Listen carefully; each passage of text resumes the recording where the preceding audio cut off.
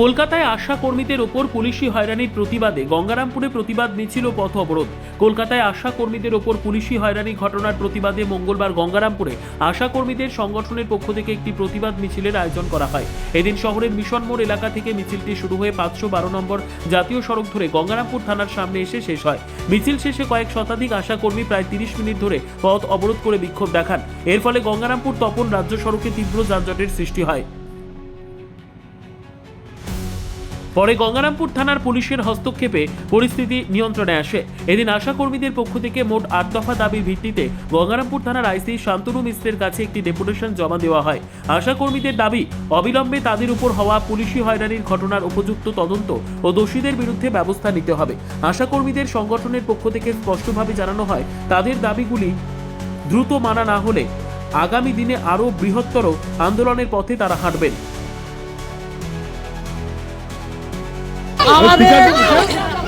আমাদের গতকাল পশ্চিমবঙ্গ রাজ্য ইউনিয়নের পক্ষ থেকে আন্দোলন ছিল, মানে রাজ্য স্বাস্থ্য ভবনে। সেখানে আমরা গোটা রাজ্যব্যাপী আন্দোলনে যাওয়ার জন্য সামিল হয়েছিলাম।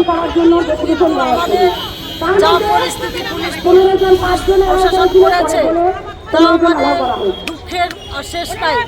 আমাদের তো গঙ্গারামপুর ব্লকে আমাদের তো যেতেই দিল না, এমনকি আমার হাজব্যান্ডের গায়েও হাত দিয়েছে পুলিশ, আইসি সাহেব। তো যাই হোক, সেখানে প্রচণ্ড মানে অন্যায় ব্যবহার আমাদের সাথে করা হয়।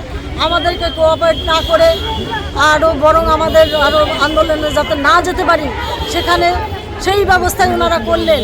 আমাদের রিজার্ভেশন করা ছিল, তবু আমাদের সেখানে আমরা যেতে পারলাম না।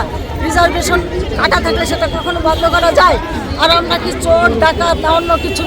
আমরা তো আমরা কাজ করি, আমাদের প্রচুর বকেয়া পড়ে রয়েছে 1.5-2 বছর ধরে। কোথায় আটকাইছে আপনাদের? কোথায় আটকাইছে? আমাদের গঙ্গারামপুর স্টেশনে প্রচুর মেয়ে, 200-200-র উপরে, যারা 200-র উপরে মেয়ে ছিল, প্রত্যেককেই বিতাড়িত করে দিয়েছে পুলিশ প্রশাসন। তাহলে আমরা কোথায় যাব? আমরা তো অন্যায় করছি না, আমরা প্রত্যেকটা মা বাচ্চার পরিষেবা দিই ঘরে ঘরে। তাহলে আমরা কেন এরকম আচরণ পাবো প্রশাসনের কাছ থেকে? আমরা তো প্রত্যেকটা মাকে প্রত্যেকটা ঘরে ঘরে স্বাস্থ্য পরিষেবা এমনভাবে পৌঁছে দেই যা বলার নয়। আপনারাও জানেন, গোটা রাজ্য জুড়ে কেন গোটা ভারতবর্ষব্যাপী জানে আশা দিদিরা কি করে কি না করে। তারপরেও কেন আমাদের সাথে এইরকম ব্যবহার করা হলো? আমাদের সেই রাজ্যে গিয়েও প্রচুর আশা দিদিদের উপরে অনেক কিছু করেছে। আমাদের দাবি, আমরা ধিক্কার জানাতে এসেছি আমাদের ওই গতকালের আমরা পৌঁছাতে না পারার জন্য। আর আমাদের দাবি হচ্ছে 15,000 টাকা ভাতা বৃদ্ধি করতে হবে, তারপরে মাতৃত্বকালীন ছুটি দিতে হবে, যত কেন্দ্রীয় সরকারের সমস্ত ছুটি ঘোষণা আছে সমস্ত ছুটি আমাদের সরকারি ছুটি দিতে হবে, তারপরে মাতৃত্বকালীন ছুটি দিতে হবে, বকেয়া টাকাগুলো দিতে হবে। আমাদের কর্মরত অবস্থায় কোনো আশাকর্মী মৃত্যু হলে তাকে তার পরিবারকে 5 লক্ষ টাকা দিতে হবে। কত দফা দাবি আছে আপনাদের? আমাদের 8 দফা দাবি।